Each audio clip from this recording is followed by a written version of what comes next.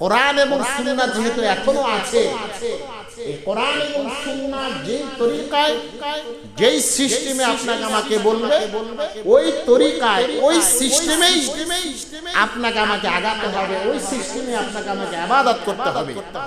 এর বাহিরে কোরআন এবং সুন্নাহকে মাইনাস করে যদি কোনো ধরনের ইবাদত বন্দেগী করা হয়, তাহলে সেটা মহান রবের দরবারে গ্রহণযোগ্য হবে। এই বিষয়টা খেয়াল রাখবেন। আসেন হালুয়া রুটির ব্যাপারটা, এটার জন্য পর্যাপ্ত পরিমাণ মেহনত করা হয়। যদি কোথাও কোনো মেশিনে চাল ভাঙাইতে দেরি হয়, শত শত মানুষ এই সিরিয়াল মেনটেন করতে গিয়ে যদি আমার 5 ঘন্টা দাঁড়াইতে হয়, আমি দাঁড়ায় থাকতে রাজি আছি। এগুলোকে কেন নিষিদ্ধ করা হয়? মানে খাইতে নিষেধ বিষয় এইরকম না। আপনি হালুয়া 50 দেখান, রুটি আপনি যত পারেন খান, সেটা তো কোনো ব্যাপার না। বিষয়টা হচ্ছে এই কার্যক্রমগুলোকে সবে বরাতের অংশ মনে করা হয়। যখন সবে বরাতের অংশ মনে করা হয়, তখন এই জিনিসটা তখন আর খাবার থাকে না, তখন সেটার ইবাদত থাকে না, তখন সেটা বিদআতে রূপান্তরিত হয়ে যায়। আর রাসূল আরবি ফরমান, কুল্লু বিদআতিন দালালাহ ওয়া কুল্লু দালালাতিন ফিন্নার। প্রতিটা বিদআত হচ্ছে পথভ্রষ্ট, আর প্রত্যেকটা পথভ্রষ্ট আমার উম্মতকে জাহান্নামের আগুনে জ্বালাইবে বলেন না। তাহলে বিষয়টা চেষ্টা করেন, স্বাভাবিক মনে করা যাবে না। এমন কোন কাজ করা যাবে না যে কাজটা কোরআন এবং সুন্নাহর বহির্ভূত। একদিন আগে খান, পরে খান, আপনি প্রতিদিন রুটি খান, সেদিনও রুটি খাইলেন, আপনি প্রতিদিন হালুয়া খান, সেদিনও খাইলেন, কিন্তু সবে বরাত উপলক্ষ করিয়া হালুয়া রুটির আয়োজন করা, অন্যান্য আয়োজন করা, এইরকম কিছুই না। আরেকটা বিষয় অনেকে জিজ্ঞেস করে, সবে বরাতের রজনীতে কত ওয়াক্ত নামাজ? এটা অনেকে জিজ্ঞেস করে, ও কত রাকাত নামাজ? সবে বরাতের নামাজের নিয়ত কি? কোন কোন সূরা দ্বারা পড়তে হবে? এটা অনেকে জিজ্ঞেস করে। কোন কোন সূরা দ্বারা পড়তে হবে, কত রাকাত নামাজ? এটা যদি নির্ধারিত থাকতোই, তাহলে বুখারী, মুসলিম, আবু দাউদ, সিয়াসিত্তা, নাসাই, সিয়াসিত্তা হাদিসের যতগুলো কিতাব আছে, এগুলোর মধ্যে সরকারে দো আলম বলতেন, সাহাবায়ে কেরাম আমল করতেন। সুতরাং শবে বরাতের নামাজের নির্ধারিত রাকাত নাই। এই রজনীতে আপনার পক্ষে যতটুকু সম্ভব আপনি 4 রাকাত নফল নামাজ পড়লেন। অন্যান্য দিনে যে নিয়ত করতেন, এই দিনে এই রজনীতে আপনি একই নিয়ত করতে পারেন।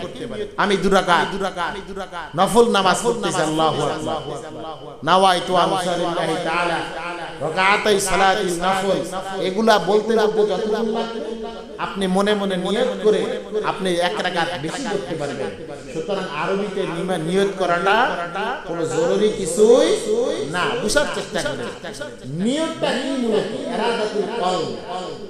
নিয়ত শব্দের অর্থ কি বলেন? ইরাদাতুল কলব, অন্তরের ইচ্ছা পোষণ করা।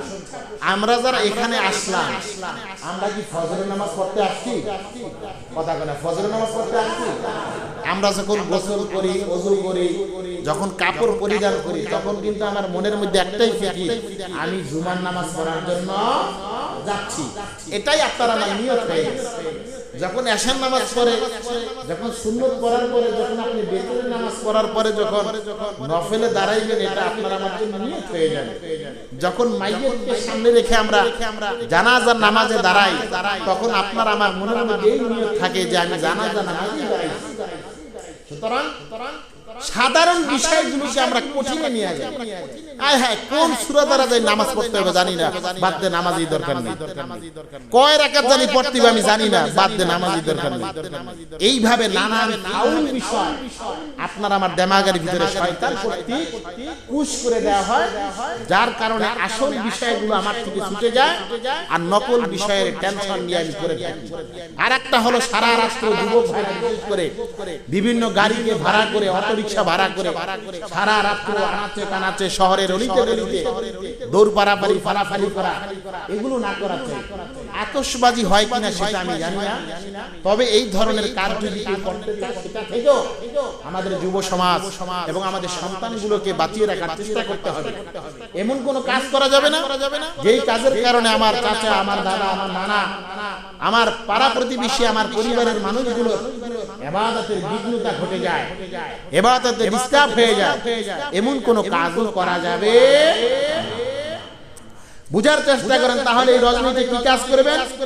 এক নম্বরে আপনি নফল নামাজের পাবন্দি করবেন, বেশি বেশি নফল নামাজের পাবন্দি করবেন। যতটুকু সম্ভব 4 রাকাত পড়লেন, 4 রাকাত পড়ার পরে বিশ্রাম নেন। আপনি কোরআন এবং হাদিসের একটা দোয়া পড়েন, সেটা পড়তে থাকেন। বিশ্রাম নেওয়ার সময়টা কি করবেন? যদি সম্ভব হয় পবিত্র কালামুল্লাহ শরীফের তেলাওয়াত করেন। পবিত্র কালামুল্লাহ শরীফের আপনি তেমন পড়তে পারেন না, উপর দ্বারা হাতগুলা অক্ষরগুলা দেখেন, এটার দ্বারা মহান রব আপনার আমার আমলনামায় নেকি দান করবেন। চেষ্টা করেন, চেষ্টা করতে থাকেন। আপনি সেটাও পারেন না, কোরআন পড়তে পারেন না, জিকির করেন, তাসবিহ তাহলিল পাঠ করতে থাকেন, সুবহানাল্লাহ, আলহামদুলিল্লাহ, আল্লাহু আকবার, এই কালিমাগুলো পড়তে থাকেন। রাসূল আরবির অন্যতম সাহাবী হযরত আবু হুরায়রা রাদিয়াল্লাহু তাআলা আনহু রাস্তার এক পাশে কোন এক ফলদার বৃক্ষ রোপণ করতেছিলেন। পয়গম্বর আরবি মসজিদে নববী থেকে বের হয়ে যখন বাসার দিকে রওনা দিলেন, তখন রাসূল আরবি হযরতে আবু হুরায়রা রাদিয়াল্লাহু তাআলা আনহু দেখলেন যে রাস্তার পাশে কোন এক বৃক্ষ রোপণ করতেছেন। রাসূল আরবি হযরত আবু হুরায়রাকে ডাক দিয়ে বললেন, আবু হুরায়রা, কি করো এখানে? হযরত আবু হুরায়রা বললেন, ইয়া রাসূলুল্লাহ, আমি এখানে একটি ফলদার বৃক্ষ রোপণ করতেছি। ভাই, কি হবে এর দ্বারা? ওইটার দ্বারা এক তো মানুষ ছায়া পাবে, দ্বিতীয়ত এটার দ্বারা যে ফল হবে, এই ফল দ্বারা মানুষ উপকার অর্জন করতে পারবে, মানুষ খেতে পারবে। রাসূল আরবি ফরমান, আবু হুরায়রা, এর চেয়ে উত্তম কোন ফলের কথা তোমাকে বলে দেব কি? হযরত আবু হুরায়রা বলেন, জি ইয়া রাসূলুল্লাহ, অবশ্যই আপনি আমাকে বলে দেবেন। রাসূল আরবি ফরমান, সুবহানাল্লাহি আলহামদুলিল্লাহি ওয়া লা ইলাহা ইল্লাল্লাহু আল্লাহু আকবার, এই কালিমাগুলো তুমি পাঠ করতে দেরি হইবা, তোমার জবান দ্বারা বলতে দেরি হইবা, জান্নাতের মধ্যে ফল বৃক্ষ রোপণ হইতে দেরি হবে। রাসূলুল্লাহ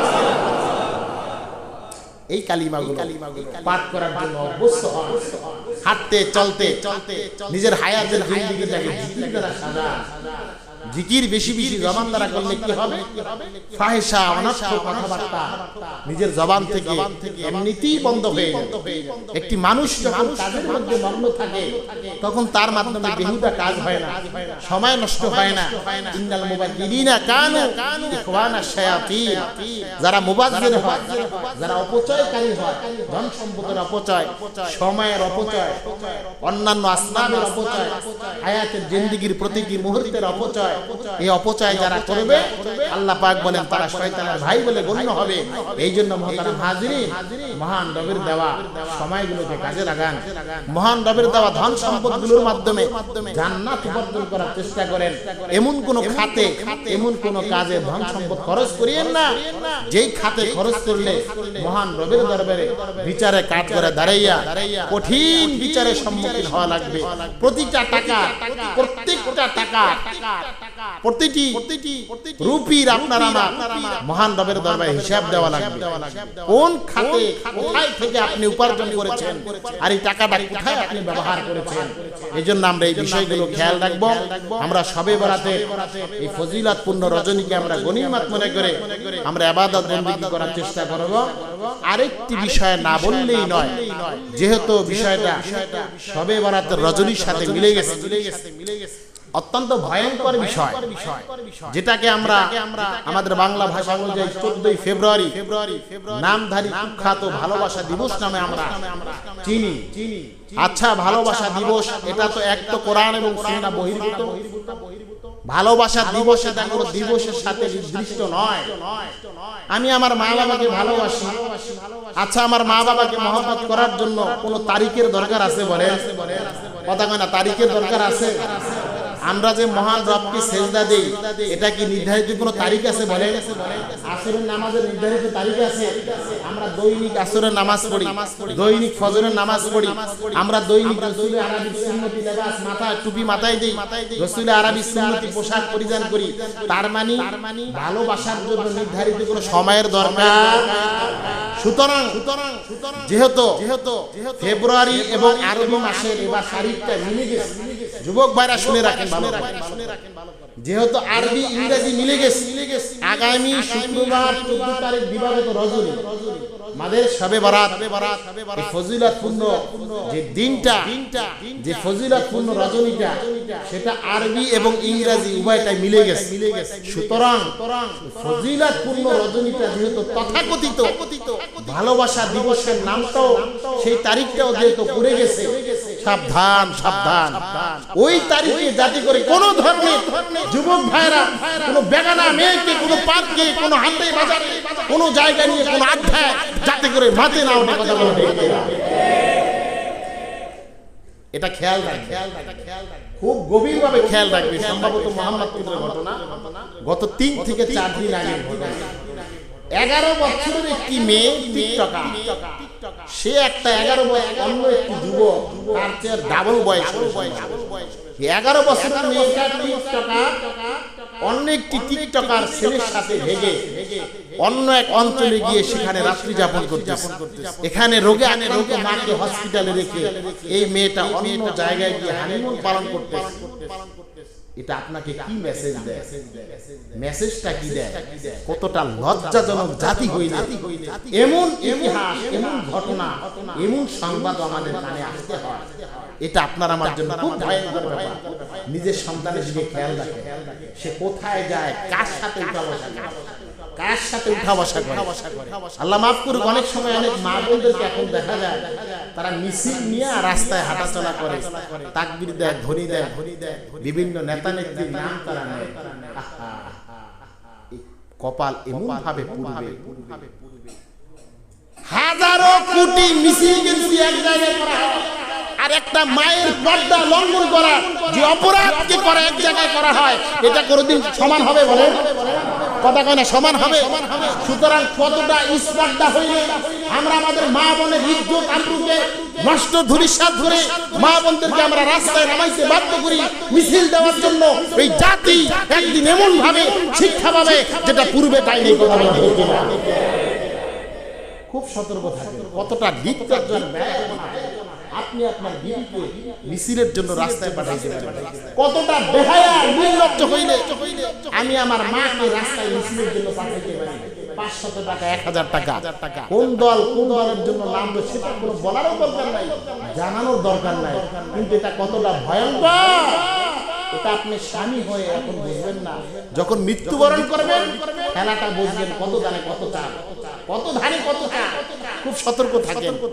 অল্প লোভ লালসার জন্য নিজের অস্তিত্বকে মিটিয়ে দিয়েন না। একদিন আফসোস করবেন, কিন্তু আফসোসটা কোনো লাভ হবে না, কেউ আপনার পাশে থাকবে না। যার জন্য স্লোগান দিলেন রাস্তায়, নিজের পর্দাকে বিসর্জন করে উনিও আপনার পাশে থাকবে না। সুতরাং এই সমসাময়িক বিষয়গুলোকে বুঝেন, বুঝার চেষ্টা করেন। আপনি মা, আপনি একজন মা, আপনার মতো মায়ের গর্ভ থেকে শাহজালাল ইয়ামানী রাহমাতুল্লাহ আলাইহি বের হয়েছিল, আপনার মতো মায়ের থেকে সৈয়দ ফজলুল করিম রাহমাতুল্লাহ আলাইহি বের হয়েছিল। সুতরাং আজকে কেন আমার মায়ের সন্তানগুলো বিভিন্ন চাঁদাবাজের সন্তান মা হয়ে যাচ্ছে? কেন আমাদের মাগুলোর থেকে বিভিন্ন সন্তানেরা নেশার সন্তান বের হচ্ছে, মুসকিদের সাথে সম্পর্ক রাখছে না? এই বিষয়গুলো খেয়াল রাখেন। আমার দায়িত্ব হচ্ছে বলা, মানা না মানা আপনাদের দায়িত্ব। এই বিষয়গুলো খেয়াল রাখবো। আল্লাহ পাক রব্বুল আলামিন 14 ফেব্রুয়ারির ভয়ঙ্কর থাবা থেকে আমাদের এই যুব সমাজকে আল্লাহ পাক ভরপুর হেফাজত করে সকলে বলুন আমিন। আর এই দিবস উপলক্ষে বিশেষ করে আমাদের মসজিদের এরিয়ার ভিতরে কেউ কোনো ধরনের দুঃসাহস করিয়েন না, গান বাদ্য বাজাইবেন, কারণ এই দিনটা ব্যক্ত হচ্ছে